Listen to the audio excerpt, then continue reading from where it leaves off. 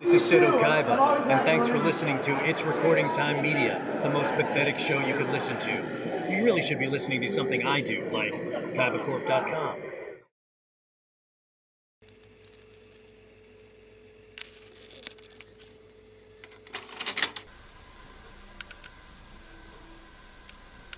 I love that. So, Thank you for everything!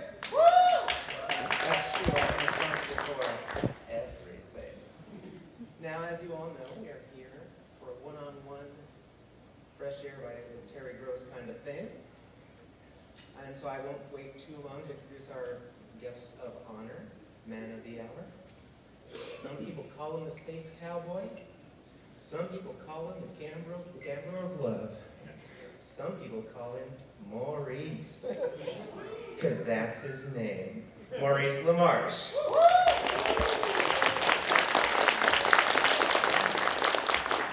Thank you. So we're here to give you the... I was teased relentlessly with that song in junior high school, and so that has now become a positive, corrective experience for me.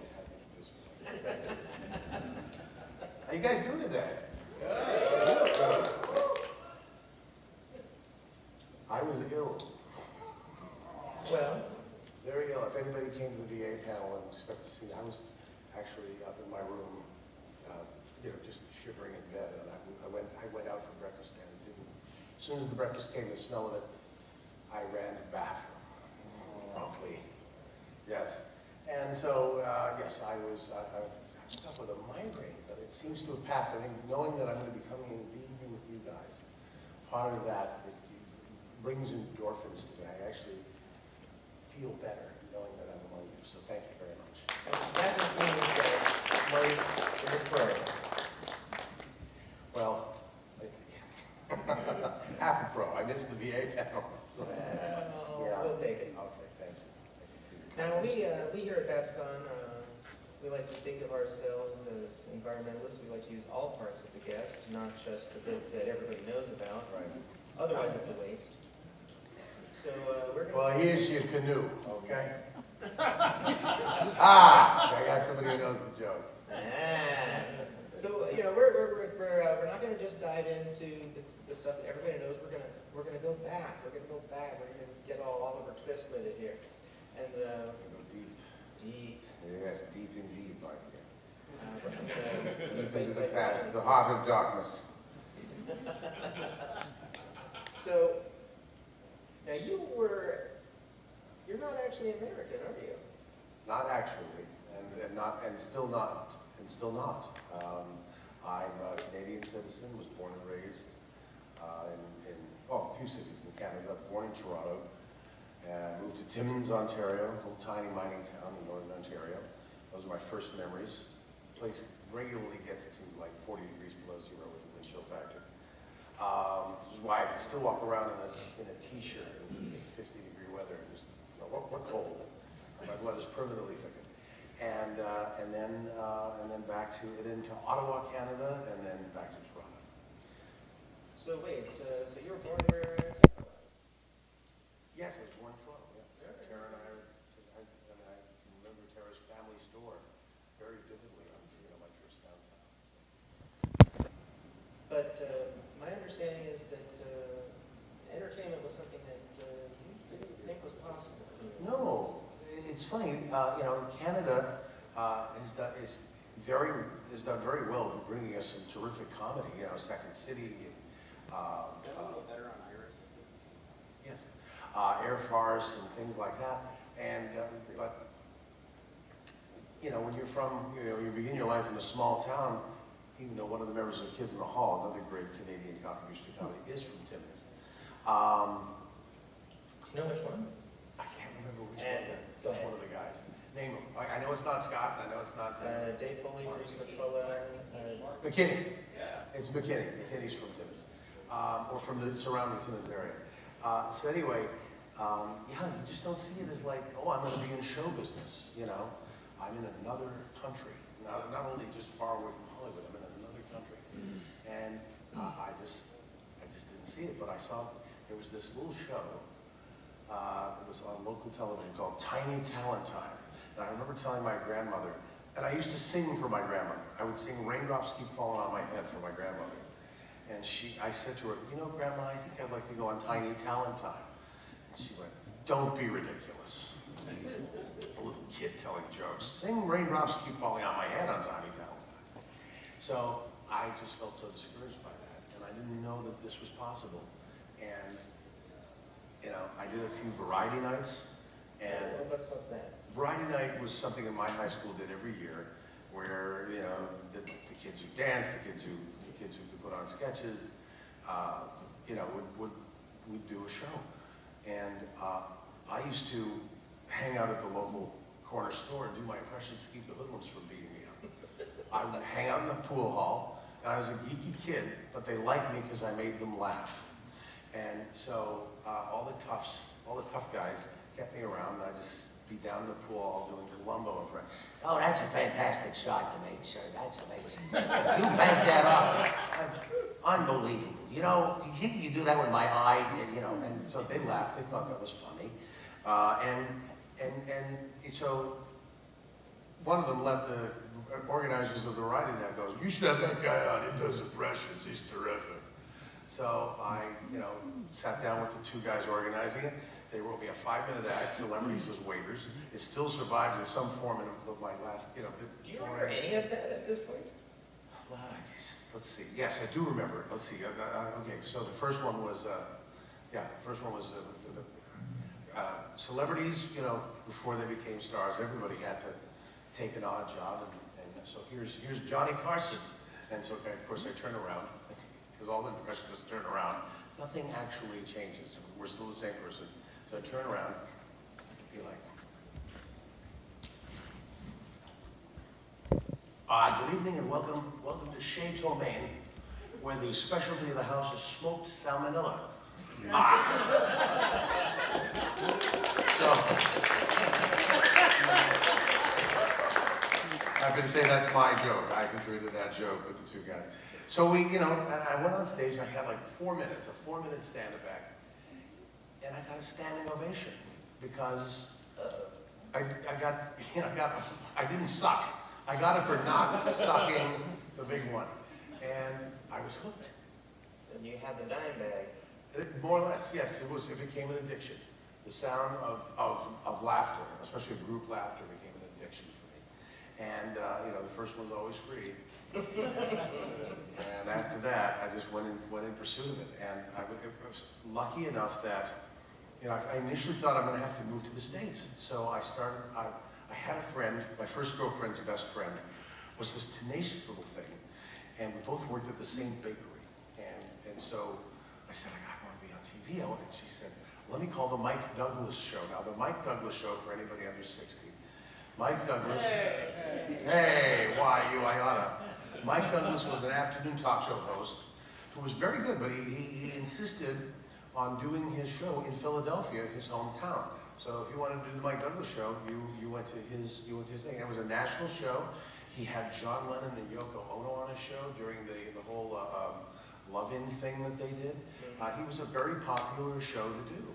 And I remember the first time I ever saw Mo Howard from the Three Stooges, like not being like, ah, get out of here, why you, I oughta. He was on the Mike Douglas Show with Mike, and I think he was on with Yoko and John Lennon. And interesting, you know, 6 degrees of separation thing, Jess Harnell's father, Joe Harnell, was Mike Douglas's bandleader for all the time on that show. Oh my God.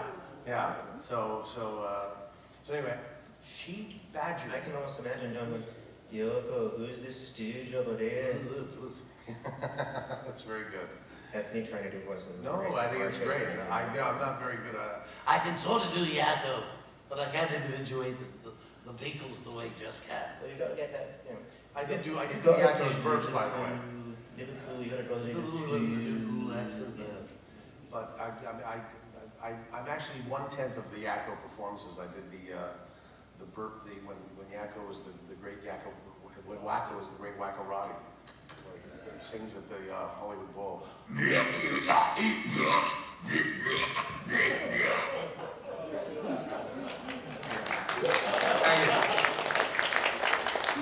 have no uvula left, so I appreciate that. Well, the uvula is a very important part. It certainly is.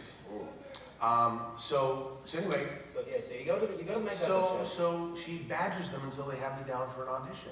So we travel to Philadelphia, she, my girlfriend and I, and I'm 18 years old, and I go into their offices, and this is the week they're dark. The show's in Los Angeles, so it's only like that talent coordinator and like 2 other people, and they stand there watching me do my act in the office. I do my 4 minutes for them, and they go, "Wow, terrific." I mean, I heard some titters, some laughs, and they said, "Well, you've got really talent, but you're gonna have to get seasoning. You're gonna have to, like, you know, pay your dues." And I was like, "Dues? Seasoning? I don't understand." You know, it's like, I thought you just went on with your 4 minutes and you became an instant star like Freddie Prinze. You know, Freddie Prinze's dad. That's, you know, that was my concept at 18 years old of how show business worked. So I went immediately to a club in Philadelphia, did one night, did very well. Came back down, went to New York, did the improvisation on the opening night, did very well. You know, and luckily enough for me, Toronto opened up its first comedy club right around this time, and so I got made a regular. Now that had a funny name, as I recall. Yuck Yucks Comedy Club, Mark Breslin's Yuck Yucks, and Mark Breslin gave me my shot. He made me a regular immediately, and I was doing 3 and 4 nights a week at Yuck Yucks, and for free, but I was getting stage time. Wait, so you were getting paid in exposure? Exactly. Back when that was actually a thing. You know, back when believe it or not, it's actually a good thing. I mean, getting up 3, 4 nights a week, I'm a believer in the 10,000 hours theory. Malcolm Gladwell's Outliers. And so, you know, I actually got to be fairly decent as a stand-up comic and decided to move down here. Well, I didn't decide. Howie Mandel, who was at the time one of my best, Howie Mandel! I used to be the announcer on his afternoon talk show, and that's how I said it. Does everyone out here know who Howie Mandel is? America's Got Talent, AGT. Okay. Dr. Wayne Fiskus from St. Elsewhere. The guy with the glove on his head and the diaper. Right? Yes. Okay. Okay, just checking. Well, at the time, Howie Mandel was the hottest thing. Nobody had ever seen anything like what Howie was doing. I mean, you know, he literally dropped his pants, had a diaper on, threw a bonnet over his head, and was Bobby the Baby. And so, and from that came Bobby's World, the cartoon show. Hello, my name is Bobby. That's right. And you know, it's still, he says to this day, it's still the thing he's made the most money on. Creating that show when the Fox network was brand new and getting to own a piece of it. It's still in syndication somewhere in the world. You know, so he and a gentleman of my acquaintance named Mr. Groening both came into the Fox network at the right time. Yes, Matt Groening, creator of The Simpsons. They both, you know, had the good fortune to come into a time when a network needed as much content as possible, and so they gave away the store to these guys. Ownership is everything. So anyway, so Howie calls me up from LA, goes, Mo, wait, Mo, you gotta come down to LA, okay? Wait, what? No, okay. Okay, so if you saw Howie's early act, you know that was perfect. But Howie They'll never know. No. Howie convinced me, he said, you've got to move to Los Angeles. This is where it is. And so, taking his encouragement, and I owe him for life for this, I packed up my little apartment and moved down and started playing the comedy show. So there was a very prime opportunity that you mentioned when you were doing our prep. What's that? Something about a wedding anniversary? You were substituting for someone? Oh, my wedding anniversary. Yes. Yeah, so as I'm going along there, doing that, by the way, another guy that started at Yuck Yucks, who I saw on his very first night in comedy, Jim Carrey, when he was 15 years old. And yeah, in fact, when Jim talks about they came out, because he had an okay set. To him, it felt rough, felt terrible. He had an okay set. He and his father were leaving the club, and I saw them. They were walking in. It was kind of like Dad had his arm around him. And it was such a beautiful sight to me to see his father supporting his young son. And I kind of saw myself there, and And I thought to myself, well, what I want encouragement. So I ran after him, even though the bad part, the dark side of me was saying, yeah, keep walking, impressionist boy. I'm the club impressionist. Go on, go back to Barry, you little shit. You know, Barry was the town he was from, and Shiv is, no, I'm kidding. Anyway, and so, but that part of me, the good part, thank God, won out, and I ran after him. I said, hey, listen, man, you were terrific up there. You got some killer impressions. I mean, that Bruce Dern thing is unbelievable. You got to come back. You got to get seasoning and pay your dues. So just come back, you know, you gotta be willing to go up there and have it go rough until it goes great. And, you know, I'm sure 7 other people said it to him that night, because he always tells a story about that night. He says, they came up to me. I'm one of the thing, anyway. So Jim now is at the point now where he's the opening act for Rodney Dangerfield, who I had loved as a kid watching the Ed Sullivan Show. Everyone knows Rodney Dangerfield, right? I tell you, I'm all right now, but last week I was in rough shape, you know. Yeah, last week I went to bed with an inflatable girl. Now I got an inflatable guy looking for me, okay? Rodney was my favorite comedian, and I get a call because this one fellow who manages Howie, myself, and Jim Carrey, David Holliff. So Jim has to fall out of the show, so I get asked to be substitute opening act. So on my first wedding anniversary with my first wife, the girlfriend who went with me to Philadelphia, I was his opening act in San Francisco at a theater around here that I can't quite remember the name of. They've demolished it, but this was 30 plus years ago. And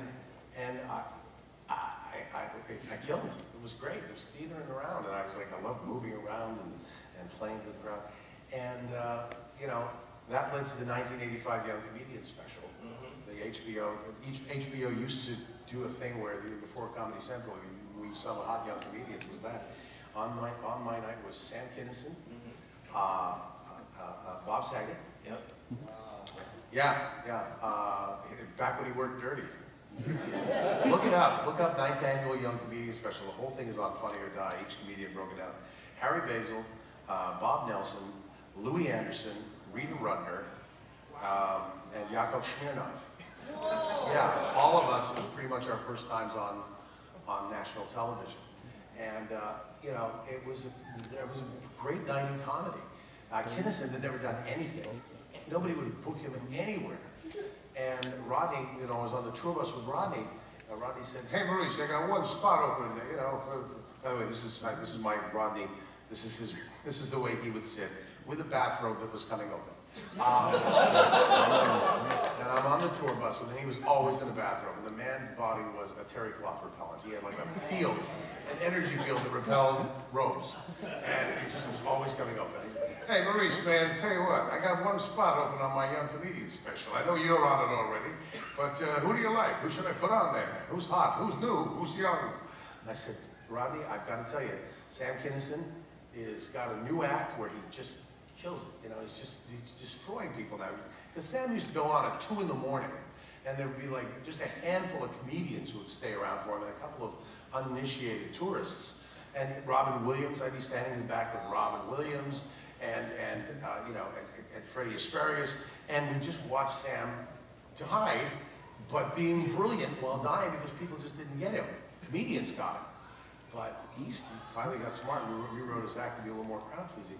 And Rodney said, "I don't know, man. Sam, I love Sam, but he can't cook in 5 minutes. You know, we only got 5 minutes on the show." And I said, "Rodney, you've got to take another look at it because he has a meeting out of the palm of his hand with this 7-Eleven bit." And so he does it. He calls Sam up, he goes to see him, and puts him on the show. So, yeah. And so that was Sam's like entree into the lifestyle that eventually destroyed him. Anyway, So yeah, you're at the Comedy Store. I am. The Comedy Store. Yeah, I've been a regular at the Comedy Store for a little while at this time. And yeah, it was a very good time in my life. I thought I was, you know, on my way to being a comic. But then, you know, I'm there, and my William Morris agent, the guy who discovered me, a guy named Aaron Cohen, brings Nina Nichols, who just started the voiceover department. And she sees me, and she says, how would you like to do voiceovers with all those cartoon impressions, with all those impressions you could do animation.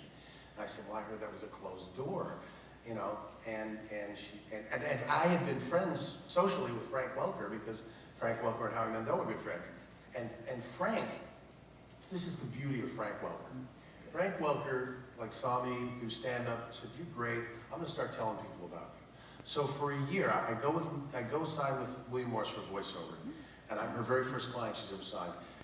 And every audition I go to, the casting director says, oh, you're the guy Frank Welker was telling us about.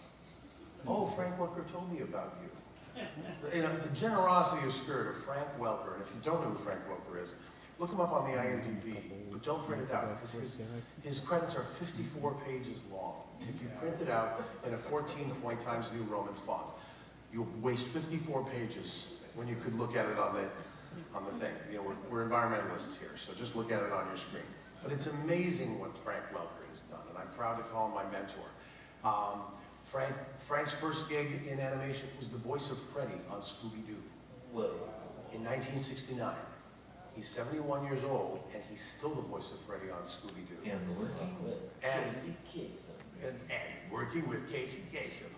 Yeah, I mean, and he's both Freddy and Scooby-Doo now, because the great dog Bessie passed away. But Frank, man, I mean, you know, he's the grand poobah of this. And my first job, after auditioning for a whole year. Right, it's a rather famous role, too, Yeah. isn't it? I finally booked my first job, was Inspector Gadget's boss, Chief Quimby. Can you give us a little Chief Quimby? Here's your assignment, Gadget. Gadget!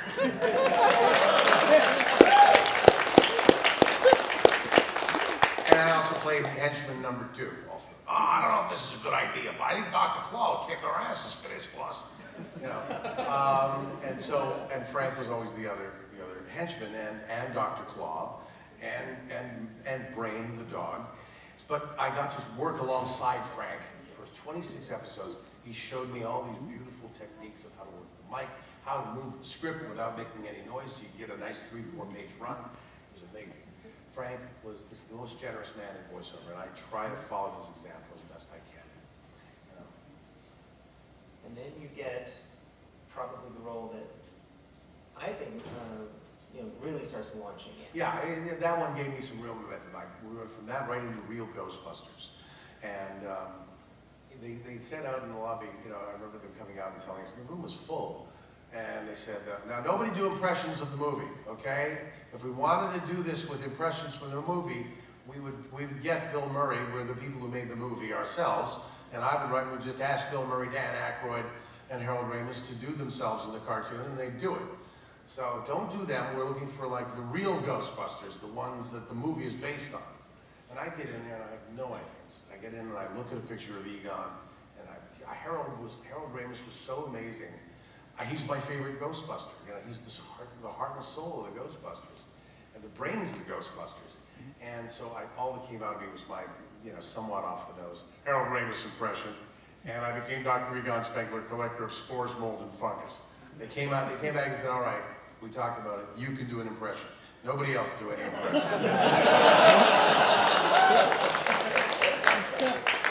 So, yeah, and actually we're doing a Ghostbusters celebration in Los Angeles on June 8th on the Sony lot.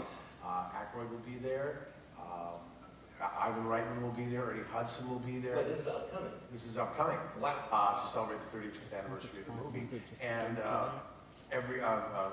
Frank Welker, Dave Coulier, and myself. Wait, Coulier was on this? Coulier replaced Lorenzo Music. God rest Lorenzo's soul. He passed away a few years ago. But Coulier took over the part of Venkman when, unfortunately, offhandedly, Bill Murray said at a party in earshot of the producers, so how come Harold's guy sounds like him, but my guy sounds like Garfield?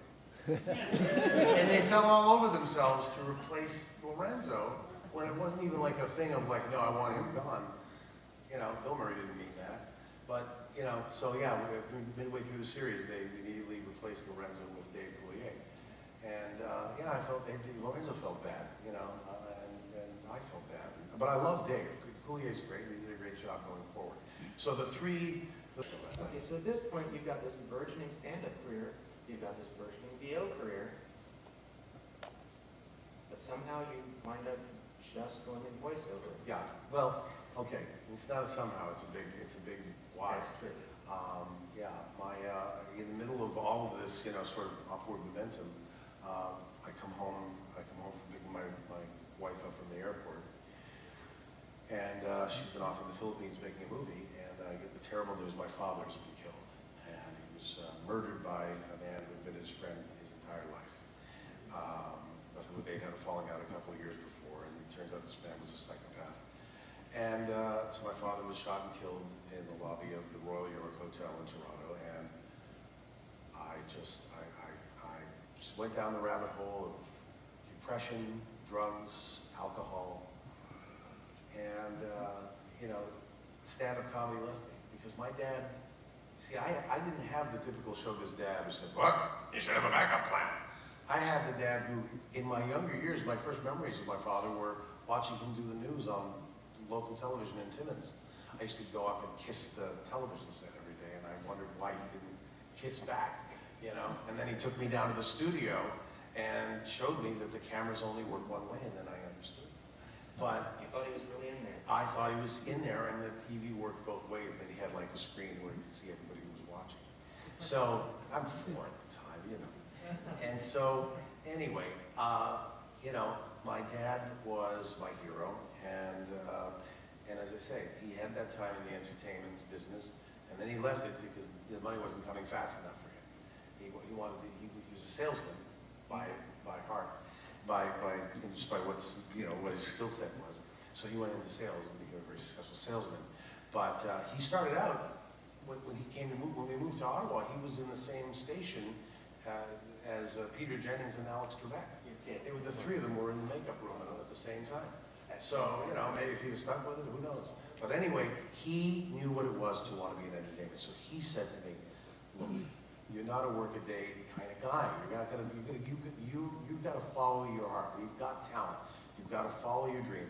And he said, "I'll support you in anything you want to do." So I did have his support to become a comedian, and you know, and he came out to every show whenever he could, you know, and he'd sometimes fly thousands of miles to come see me. He was in Europe, and I remember when I first played Vegas, he flew in from Europe just to be there for my opening night. And, you know, and so when I lost him, I knew I'd never see him out there in the audience again or have him backstage with me. And so stand-up comedy lost a lot of its appeal for me because it was the thing that he was most proud of, that I made something of myself in that. So, along with going down, as I say, the dark hole of drugs and alcohol, I just, you know, almost swore off stand-up. I can't do it. But the voiceovers I can still do, you know, and so I still, even though I was a you know, stumbling drug addict, I could still show up to sessions and to try to, you know, hold it together. And you know, I was able to maintain that for about 3 years until I couldn't. And thank God I met a group of friends who also don't drink and use one day at a time. And I haven't had a drink since January 20th, 1989. Or drugs. And so, I just want to know, who was at the Just a Writer panel last night? So there this man is, 30 years clean and sober, right around, what, I don't even know how many panelists were on that thing, just getting shit faced. I don't know if I can say that here, but I think I just did. And Or you can say what Morbo says, fit chased. Anyway. that's true. And he's managing to be just as entertaining as them without a lick of alcohol in his system. Very kind. I mean, I think it's because you have no shame. I always look at it though this way. Somebody else's drinking is not my business. You know, if somebody wants to stop drinking, then it becomes my business. I try to help them the way those first friends and friends that I have got help me one day at a time. So you clean yourself up, Yes. which is impressive as hell. And at that point, some new doors opened up for you. Yes, thank goodness. Right around the time I was clean and sober, which was 1989, and I went through that era, you know, just doing little bits and things here. I was very lucky to get the job of being the voice of Toucan Sam in 1987. So, Yes. Folly on nose, it always knows. Kellogg's Fruit Loop cereal with natural orange, lemon, and cherry flavors. So, thank you. I've done it ever since. It's the longest I've ever kept a job. There's holding auditions for this new show called Tiny Toons. And I hear that Steven Spielberg is the producer of it. He wants his whole thing is making funny cartoons, like returning to the 1940s and 50s feel of Warner Brothers cartoons. And so I read and I get the job of Dizzy Devil. And thank you. Yeah, we did. Can you give us a little Dizzy? Oh yeah, Bobby, yummy, dizzy, no, pizza roll. He's sort of the embodiment of ADHD, you know, spinning around. And Walking in monster. yes, exactly. And you know, they didn't have that diagnosis for me when I was a kid, but I sure as hell would have been diagnosed. Well, thank goodness no one gave you Adderall. Oh, thank goodness, yes. Yes, can you imagine me on Adderall? No, I'd I'd still rather be not. on it. No, thank you. So anyway, so I got that, and then when they did the first auditions for the new Spielberg show, Animaniacs, I was lucky enough to be the first person they read on the first day of auditions at 9 a.m. And I was like, I'm habitually, it's not a good thing, but I'm habitually late. About half the time I'm 5 minutes late for sessions. It's, you know, it's just not, it's something I need, I don't know how to correct it. I suppose leave the house 5 minutes earlier. But this time I was 15 minutes early for the audition and fought the morning traffic, left my house at 7:30, and, you know, I was there. And they handed me the copy, and I read for Yakko and Wacko, and I read for Squid, and I read for Pesto, and I read for Bobby, and I read for this new character called Brain. And I looked at that picture, and I saw Orson Welles. I mean, that's what I thought. I thought they were like, oh, because I was kind of known for this. Every time there was a mic check, you know, or any kind of thing, I would just do this outtake tape of Orson Welles doing a frozen peas commercial. Okay, so before let's do a little tangent. How did you do Orson Welles just start? Where did you discover? Well, I became first fascinated with him and his voice in 1967 Casino Royale. I mean, the two people that stood out to me from that film were Woody Allen, with the, you know, I mean, I kept repeating them like, yes, so yes, I undressed them and tied them up. Yes, absolutely. And Orson Welles, that check, Mr. Bond. And so, 1984, New Year's Eve, I'm on the job from hell. It's a 12-hour session. I missed my New Year's Eve party because of this job. So, Phil Proctor from the Fireside Theater used me this tape to cheer me up, and it's all celebrity outtakes before that was a thing. And so I'm listening to it, the very first thing on it is this outtake thing, and I'm playing it backwards and forwards, and every time it starts, I can't believe that here's Orson Welles being as real as he gets, and he's still this, it sounds like the dialogue is so brilliant, it's written for him by him, you know, and Mankiewicz. Anyway, so it starts like this. We know a remote farm in Lincolnshire where Mrs. Buckley lives. Every July, peas grow there. Do you really mean that? Oh yes, I'd start about half a second late. Don't you think you really want to say July over the snow? Isn't that the fun of it? Well, if you could make it almost when that shot disappears also, you'd make much more. I think it's so nice that you see the snow-covered field and say every July peas grow there. We know a remote farm in Lincolnshire where Mrs. Buckley lives. Every July, peas grow there. We aren't even in the fields, you see. No, we're not. We're talking about them growing, and she's picked them. I don't understand you then. What must be over for July? When we get out of that snowy field. Well, I was out. We were on to a can of peas, a big dish of peas when I say July. You are? Yes, always. I'm always past that. That's about what you said July. Could you emphasize a bit in July? Why, that doesn't make any sense. Sorry, there's no known way of saying an English sentence in which you begin a sentence within and emphasize it. Get me a jury and show me how you can say in July, and I'll go down on them.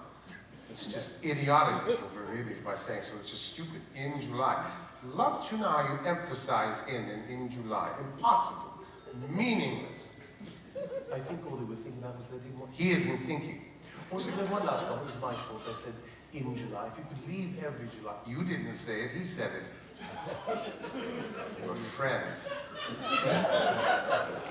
Anyway, I won't do the whole thing. I could do it to the end, but it gets a little dirty. So, getting back to Animaniacs. As if it didn't already become a little dirty. Sorry. Trigger warning, Orson Welles swears. And so we've already done the Orson Welles / Drain voice. So let's talk about some of those other roles that you played on. Well, they by the way, so based on that, based on my looking at Brain and his furrowed brow and his jowly cheeks, I think Orson Welles. They didn't have Orson Welles in mind. There's a writer named Tom Minchin. If you look him up on the on IMDb, you'll see that's the Brain's face as a human being. And he used to write with Tom Ruger at Hanna-Barbera and was writing on Animaniacs. And that's who he was based on. And Tom Minchin is a genius. And he talks in a very monotone way, and everything goes very fast. And his mine's moves so fast, but he's got a well knows unbelievable. And if I'd done that, I think they would have got next. But they booked me right on the spot. Ruger and Andrea Romano just said, "That's it, we found Brain. Okay, no more Brains today." Which is a shame because I know that they had John Delancey on the list to read from Brain. I know. I found out later that Delancey was like going to be the next person to read for Brain, and they just told him not to bother. But you know, they booked me signed up right at that point for Brain, and it took them 2 days to find Pinky, my dear friend Rob Paulson. But at the end of day one, the front runner for Pinky was John Astin, TV's Gomez from the Addams Family. Oh, wow. Wouldn't that have been fun? That could have been fun. I mean, I love it. I love that it's Rob, but John is just, just amazing. So, okay, so which, just to remind the crowd, who were some of your other famous voices? Oh, I played Squid the Pigeon in The Goodfeathers, the Ray Liotta pigeon. As far back as I can remember, I always wanted to be a good feather. And I played a lot of the nemesis of Yakko, Wacko, and Dot. The first one being Michelangelo. What have you done to my beautiful ceiling? Cover it up. It's covered in naked people. We like painting naked people. You know. His eminence is here. I played Miles Standish as Richard Burton. Oh, my PT pajamas, I loved him so. And Willie Slackmer. Willie Slackmer was a take on William Shatner when they're all out for karaoke. It's called Karaoke Dokie, the episode. I called them my friends, my small friends. I like to be Lucy in the sky with diamonds. The spoken word album. Oh my gosh. She packed my bags last night. Pre-flight. 0 hour. 9 a.m. Adam on a bee.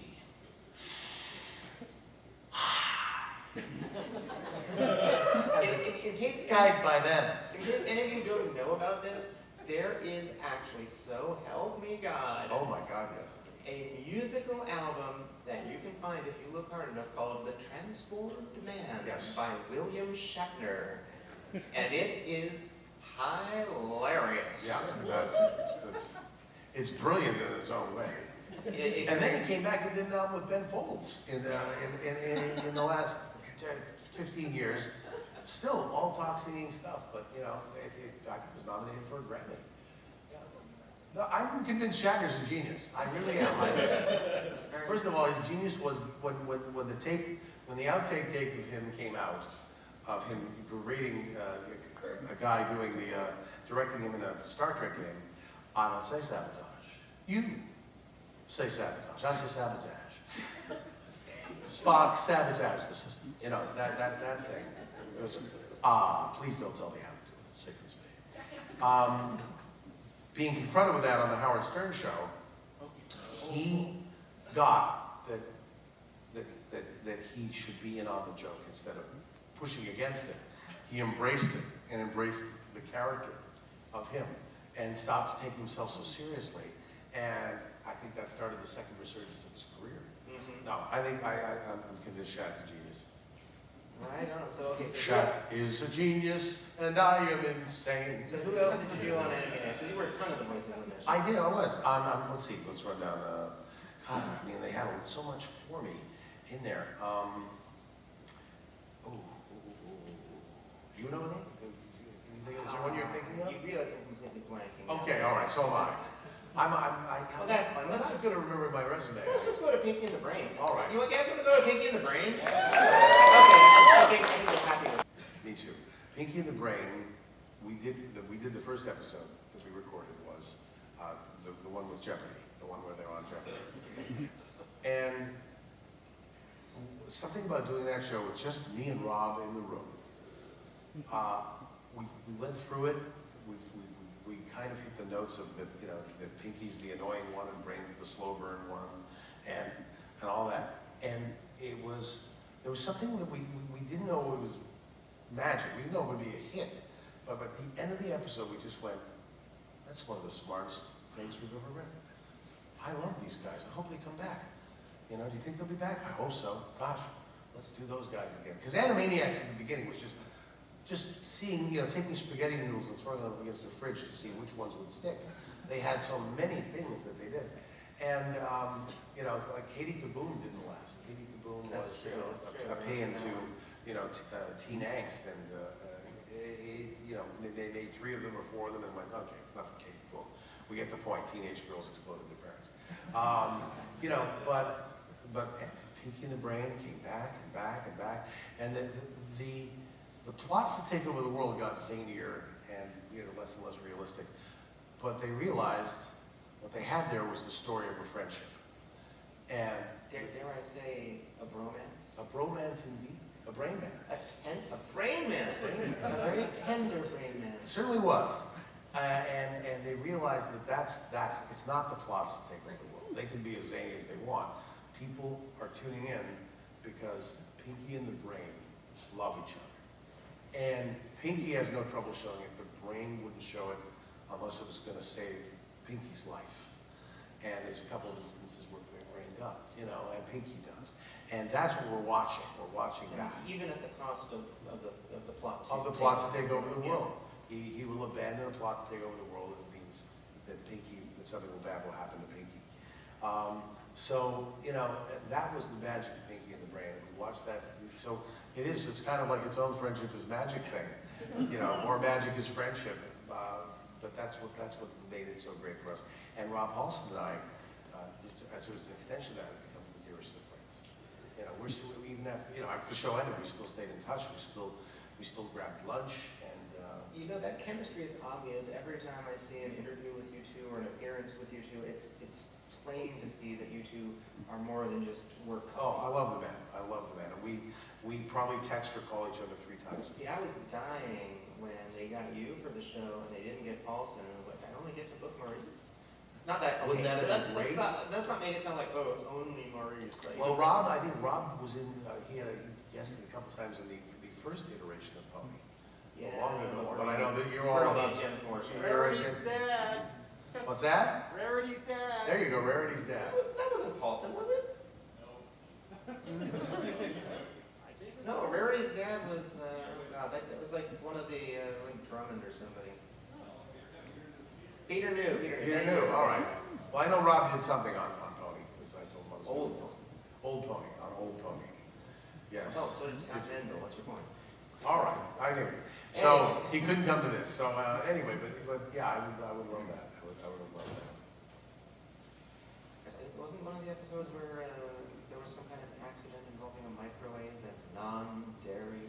Non-dairy creamer, because nobody knows how a microwave works, or either one of those works, and then it comes out later in the episode. Everybody knows how they work. But not both of them together. Not both of them together. Indeed. Yeah, that was our first primetime episode. We got spun off to Sunday nights. They figured we'd be competition for The Simpsons. Unfortunately, they didn't put us opposite The Simpsons. They put us opposite this little show that never went anywhere called 60 Minutes. Ratings powerhouse 60 Minutes. It still wins Sunday nights all these years later. I'm Morley Safer. I am the Brain. I'm over on the WB. Watch me there. Well, so there have been shows where you've been a lot of the characters. One of which I think is dear to many people's hearts in this room is Futurama, where any voice that isn't Billy West or Bender is any male voice that isn't those two is pretty much you, right? I did take the majority of the male guest voices on the show. I mean, you are after all the master of the dramatic. Buzz Calculon, star of all my circuits and owner of unholy acting talent. And I'm also Morbo, the newscaster. In fact, when your president came up with this little theory about windmills causing cancer, I screamed, "Windmills do not work that way," at my television set. And your good friend Richard Nixon. Oh, and my dear friend Richard Nixon, yeah. Weren't you a high potentate of some sort on the show? Oh. A king? Or the, Oh, you mean Lur, ruler of the planet overcrowd Percy IA? Yeah, that's the guy. Who sounds nothing like Morbo, as you Not can at hear. all. Here is Morbo, and here's Lur, ruler of the planet overcrowd Percy IA. Totally different guys. I think Morbo's more aggressive, and Lure is more of a doofus. Lur is hapless, and Lur is, I think he's just a slight bit higher in pitch, just a little bit. Morbo is very stentorian because he does the news, so he must pronounce every word correctly. And so, and Lur wants to eat people, Morbo wants to conquer. Little hip, of course. Oh, Lieutenant Chief Croker, yes, I feel so sorry for him. He has to shave, he has to manscape Zap Brannigan. Oh my gosh. And that, of course, that's a voice that's very different from these bombastic ones. Yes, no, I go all over the spectrum with Futurama. And, there's also the Don Bot. Let me mafia things up a little bit for you over here. Clamps? Give him the clamps. You want the clamps, boss? I'll give him the clamps. I'll clamp every single one of these. Clamp everything. Personal favorite of mine is hedonism by. Oh my, yes. Do you know it's impossible for me to do hedonism Bob without doing this? The engineer constantly has to go out and move the microphone. He's a very handsome young man. Or for that matter, you've done some very notable secondary voices on Rick and Morty, quite the popular show. Gentlemen, there's a solution here you're not seeing. Permit me to emancipate you from your own inferior genes. Aberdolf Linkler. We love Linkler. I was just into it Rick and Morty last week, and we're working on the next season. I can't tell you about it, unfortunately, but Justin and I were just talking about how can we bring back Linkler. We gotta get Linkler. We're gonna give him his own episode. It's him and that random kid that he went off to that planet with, and it's like the love for Linkler in the writers' room is so great, and yet these people are so precise in their writing, paying so much attention to story that it's got to make sense. They can't do fan service even if they themselves are the fans. So right now there's no way they can figure out to bring back Linkler, but they hope by the end of their 78 episode order, they figure out some way that makes sense for Linkler to come back. I have to say, when Maurice was telling me this when we were doing our interview prep, I just launched into this rant. Oh my God, they've got the whole multiverse to work with. Of course they can bring Linkler back. I was like, ah! I was practically ready to go running out and find Justin Roiland and Dan Harmon and just like, No, do it. It's gotta make sense. It's gotta be something. What about dear poor Morty Jr.? Oh, Morty Jr. Well, it was not an easy time, but yes, basically for Morty Jr. I just did me, thinking back on my childhood. Very sad, Sad me, yes. But there was dancing. There was dancing. But it's funny. Justin is always looking for a cartoon that's so bizarre. Justin always wants me to keep it real. So you'll notice there's not these big variations in the voice. It's very much still me, just different aspects of me. So when I play a general, I'm very authoritarian. But otherwise I'm very. It's not. I don't do big crazy voices for Justin. Well, there's a voice I've never done before. I've also never done that with my hands before. Somebody filmed this, and I remember the next time I read for another show.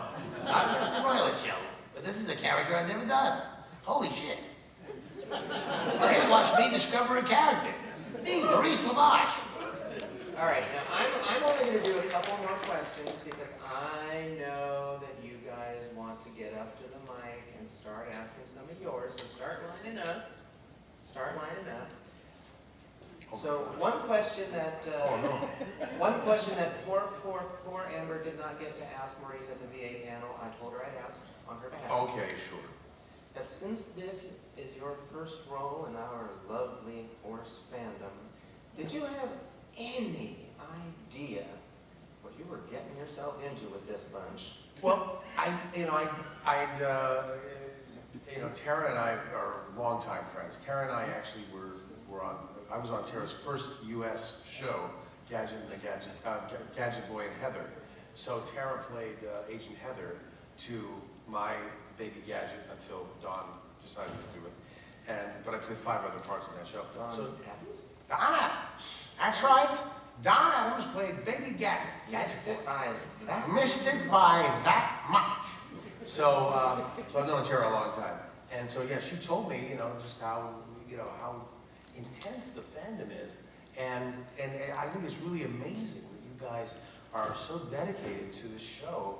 And it speaks to something in your characters as well, the gentleness and the positive message of Pony. So I've always looked at it as a great thing. So I've actually, when Nicole Dubuque, came on board to write, I actually said to her, I wish I could get on Pony. I mean, I would love to go do it. Oh, so you actually jumped at the chance. Oh yeah, when she finally had something for me, I was like, I didn't know that she was, talking to me, she was texting me, saying, please call me. And I was like, okay, as soon as I'm done with the session. So it took me a couple of days to get back to her. She thought I wasn't interested. And then when I finally got back to her, she said, would you like to do a character on Pony? And I said, are you kidding me? Sure. And so he's kind of a villain. He's kind of a jerk. I said, I do jerk. That might not like you. Exactly. I'm sorry. But I also have this voice here that I just came up with. So have we lived up or down to expectations? Absolutely. Lived up. People are beautiful. I'm just so enjoying meeting every one of you. So Let's see, it's a wonderful, wonderful thing, and I'm honored to be a part of the show. All right, so I'm thinking, Especially the message of it is so important. I mean, this is where we examine bigotry, see where it comes from, and it comes from ignorance, it comes from fear, and really, Naysay is just a fearful character. He's just scared of the different, and thank goodness he becomes, he changes his ways by the end of the. Am I spoiling it for anybody? I'm assuming everybody here has seen every episode of Pony, so I hope it doesn't go anything. all right, so let's do a lightning round. All right. Lightning round of some of the wonderful, wonderful voices you've done, just to remind people of the incredible range in your career. So let's start with one of my personal favorites because I'm the one interviewing you. Okay. You mean the evil midnight bomber? What bombs at midnight? Oh, bad is good, up is down. Yeah, baby, yeah. That's the guy. That was actually, when I did that, it was right after Kinnison died.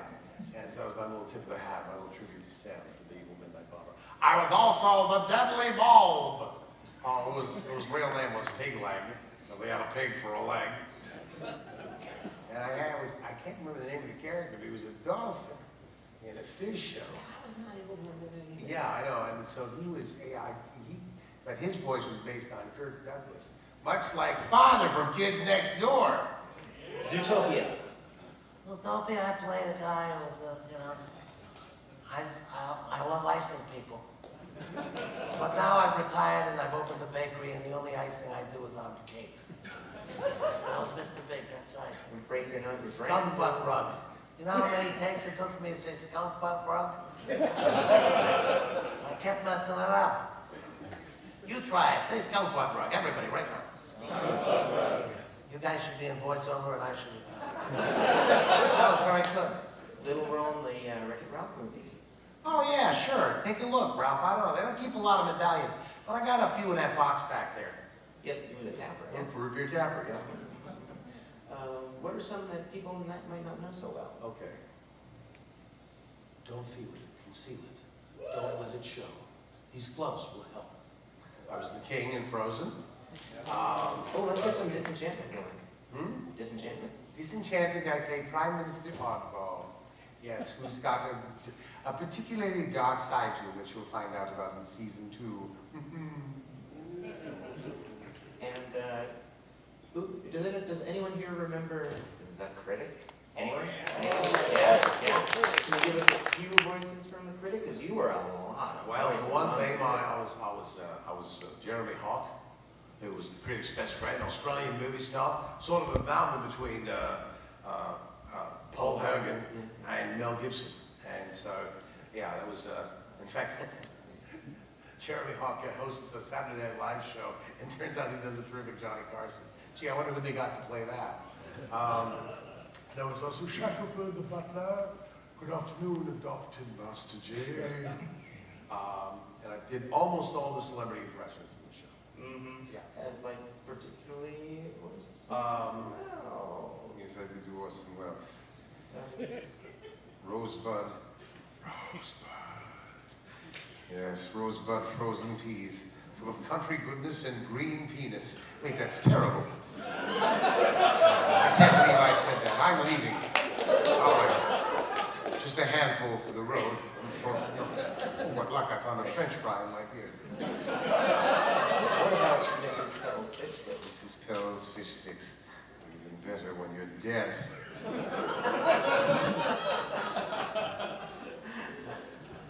Any last favorites? Oh, gosh. Gentlemen, XYZ. With Captain Picard, and their flies are all down. All right, Kitty Winks. Unfortunately, we only have another 15 minutes, so I'm sorry that I hogged all the time. Sorry. Each of you, how many do we have in line there? A few. Yes? I'll go 10? All right.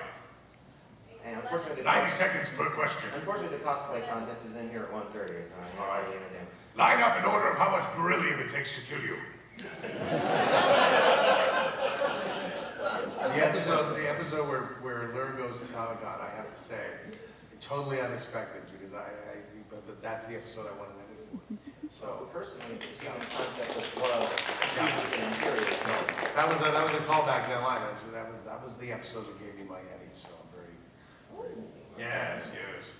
All right, what do you got for Maurice? I'm feeling much better. You know, I woke up sick as a dog, and I did not drink, but I'm sometimes prey to migraines. But I'm feeling so much better just having been here among you. So thank you very much. Well, thank you for being here. Well, I was going to ask the question about if you knew what you were getting into in this fandom, so I guess kind of expand on the question, how does this fandom so far compare to some of the other fandoms from like anime, Rick and Morty fandoms, and some of the other fandoms? You know what? I love all the fandoms, and I'm appreciative of anybody that wants to call themselves a fan of anything I've been a part of, or me directly. But there's a sweetness and a kindness to you people that is it's so intense with you, and and a thoughtfulness that is very, very. It gives me hope that humans can be this nice. So thank you very much. Aww, we started on a positive note. That's fantastic. Next question, bring it. I guess what I'd like to know is, after building most of your career down in the States, in Hollywood and LA, right, down in this area, were you happy to have a job that could take you back home to Canada when you came into Pony? Yes, I take any opportunity to get back home. Even though the show's recorded in Vancouver, Vancouver's like a second home to me. I've got many friends there, and we recorded Gadget and the Gadgetinis there, so I go up there every other weekend to record 2 or 3 episodes. So yes, I'm very, very thrilled to work with my Canadian friends. And So you did get to actually record it at DHX? yes, yeah, but I didn't get to. I recorded alone, so I didn't get to work with any of their actors. But the crew up there is fantastic, and yeah, I'm very, very happy to be part of anything Canadian. Yeah, they're not. Originally, when I first moved down here, A lot of Canadian friends say, yeah, you come back with your tail between your legs and all that. But, I'm glad to have stuck it out. I'm always glad to go home. Thank you. All right, next we have the gentleman in the lovely Judy Hopps hat. Hello. Oh, listen, I'm not gonna ice you. You saved my daughter from that gigantic donut, so I owe you. I will take your kindness and pay it forward. I would love to know which, it seems to be like the most famous line of all time practically, or the most famous bit from Pinky and the Brain, but I'd love to know which writer came up with Pinky, are you pondering what I'm pondering, etc., etc. I believe that would be Peter Hastings. I think he wrote the first, that has been there since the beginning. There's only one episode where somebody wrote, are you thinking what I'm thinking? But are you pondering what I'm pondering, I believe was a Peter Hastings ism. It worked so well, they just kept bringing it back, so yes, I think it's that, we give props to Peter. The lovely gent with the starlight glimmer plushie. Hello, Maurice. Hello. I just want to say I love all your work and what you've done for the animated community. And I actually knew about the Frozen, you voicing the King, because you actually replied to me on Twitter about that. Oh, great. Sometimes I think you don't remember that, but this is kind of a really ridiculous question for me to say, and I'm probably going to be the one to say it, but do you have a favorite pony in our fandom? You mean a favorite one in the fandom or on the show? On the show, actually. Sorry. Well, I'd have to say, because she's one of my dear friends, Twilight Sparkle, so, yeah. She asked her, and she is totally best pony. Yeah. Absolutely. Yeah. Hello, Maurice. Hi. I had a question. What was it like doing the Pinky and the Brain sketch for Channel Awesome? That, I'll tell you, okay, I almost feel like, as we say... This might need a little explanation. Okay. Yeah, I almost feel like I owe amends to many animated fans that feel like we ruined their childhood. Doug, who has the channel, interviewed us when we were at the con, whichever con it was. It was in Connecticut. Connecticut. So anyway, because the headache is still pressing on those brain cells. So he asked, after the interview, he said, would you guys come up to the room and just do a quick little sketch thing that I wrote? And we said, sure, yeah. We came up to the room and we read it down. And I said, are any kids going to see this? And he said, no, probably not. Kids don't follow my channel. So we went in front of the cameras, and he said, you know what? Say that at the end. Say, are any kids going to see it? So, we didn't know it was going to be part of this larger, half-hour drama that he was doing, comedy drama, based on The Purge. And we just thought, it was this little sketch on his channel, and so we did this thing where Pinky and the Brain finally loses it and swears his head off at Pinky and makes him cry, and then it gets put into this whole in context, this thing where he realizes in order to go back in time and fix the purge, he has to break up Pinky and the Brain. So that's what happened. So we weren't quite ambushed or into it, but I didn't quite know where it was going or the impact it would have. And then when somebody put up the animation only out of context, I was sort of like, oh my gosh, and people, it was like 7 comments, this is hilarious, this is fantastic, this is beautiful, it's good. And then 7th comment, you ruined my childhood. And that's all I could think was like, oh my gosh, I have a responsibility to that person, I can't just, be doing swears as the brain. So I felt terrible, but it did play in the larger context. When you see the whole episode, there's a reason he has to get Pinky and the Brain mad at each other. And so that was what it was like. It was literally, I said, our kids are going to see this, we put it in a thing. So it's like art imitated life. Oh, okay. Yeah. Thank you. Have a good day. Thank you, you too. You're not one of those that's mad at me, are you?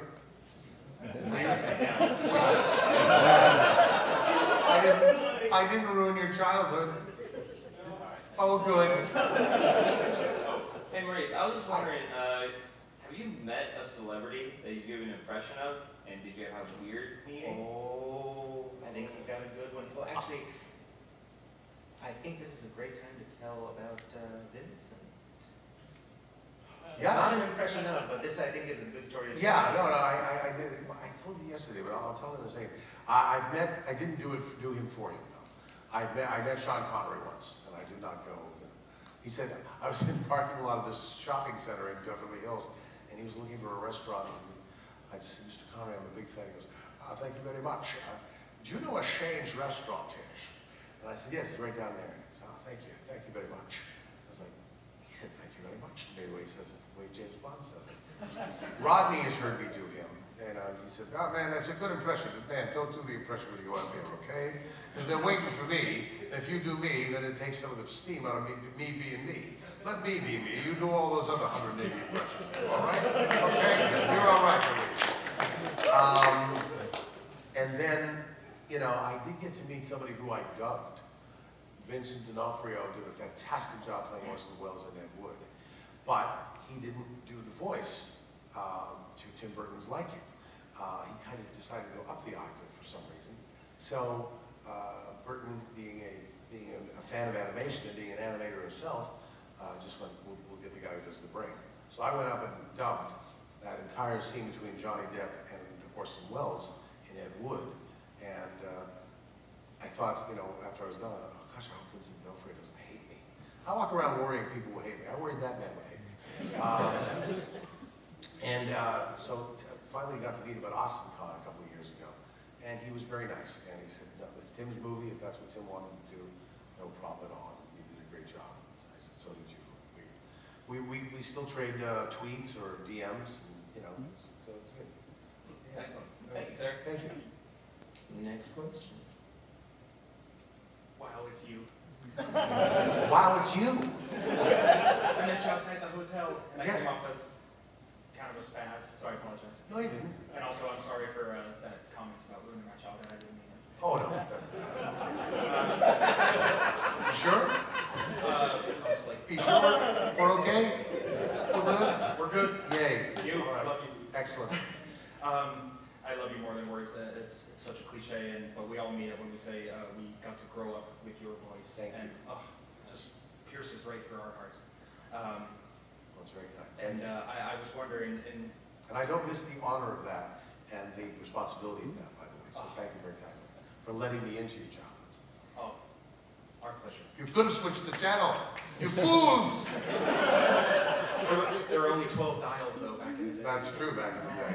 I remember those days. But, so that being said, I wonder if we could get a command performance by the great Wakarabi. Oh, boy. Just a quick one. Let's hear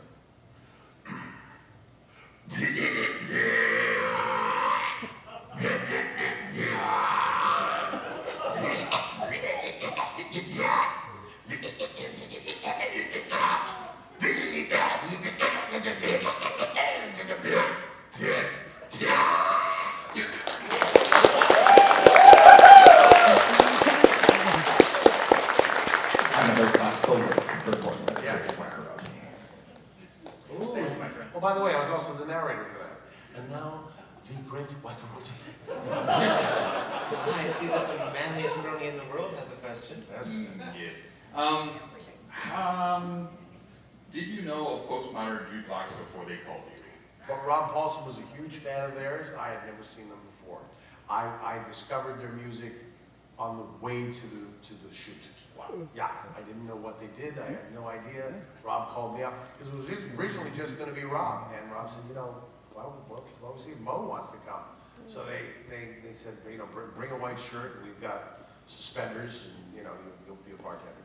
And so I went down to the mansion where they shoot it, and so while I'm driving there, I've got them up on my iPhone, and I'm listening to the YouTube, and I'm like, these guys are good. Holy crap! These guys are amazing. So when I got there, I kind of knew what to expect. But they do that music live. When they make those postmodern jukebox videos, they're not lip syncing. They're not. It's like live, one take, static shot, and they do it perfectly, or they go back and start again. We ran that thing 8 times. Rob and I totally improvised our little sketch behind the bar, and it was a great night. We only blew 1 take. Otherwise, we made it to the end of the song each time. Answered all of the questions I had. Thank you. Thank you. They're brilliant. If you guys have not seen it, YouTube, Postmodern Jukebox, watch all their stuff, but there's one thing, they do the theme song to Pinky and the Brain as a torch song. Yeah, and it's the vocalist, I think her name was Michelle Gaglia. She's amazing. She's beautiful, and her voice is fantastic. So yesterday at the script reading, you mentioned that Pinky keeps getting control of the Trump bot. Yes. Is Brain the one doing the hirings or the firings? Of course I'm doing the firings. I must weed out the chaff from the grain, my friend. Yes. Basically, it breaks down like this. If Trump has done something you like, it's me. If not, it's Pinky.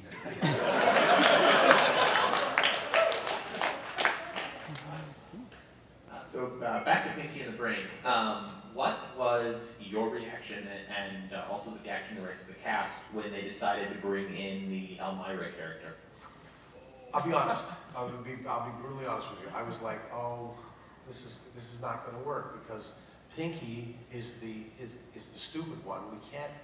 We're going to put him in the middle. Elmira is stupider than Pinky, and so it's going to be it sort of threw the balance off for me. I love Cree Summer. Cree is one of my dearest friends. We had the same manager for many years. I absolutely love her. I just felt the show wouldn't work because it upset the chemistry. I was actually delighted with the result. I think it still plays. And for Brain to have 2 protagonists, 2 annoyers, actually gave me more chance to be that curmudgeon thing that I love doing with him so much. Plus, Tim Curry, Andrea Martin, Jane Weedland, I mean, these people in the cast, I would have never met those people who wasn't with the Elmira and the Brain. And it was wonderful. Thank you. It worked out. And It's time for the last question. I think it's very appropriate that the last question come from Raoul Duke. Yes.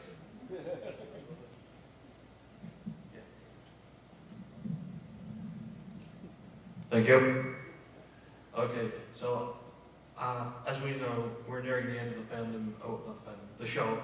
You've had a Don't you dare! We have to do a con in 2020, you know. Okay, so basically, the show's ending soon. There is talk of G5 coming up. Would you ever consider maybe doing some guest roles in G5? Absolutely. I'd love to do anything to be part of this universe and work with these people again. Yeah. They're marvelous. The creatives behind this show are tremendous, and I would be back in a heartbeat. You are thank you. No problem. Thank you. So, ladies, gentlemen, those in between, thank you for spending an hour and a bit with myself and, well, much more importantly, with Maurice LaMarche. No, not equally importantly. Thank you so much for being a wonderful interviewer and for doing this whole con. I mean, this is really a wonderful experience. We thank you so much for what you've done. Thank you so very much.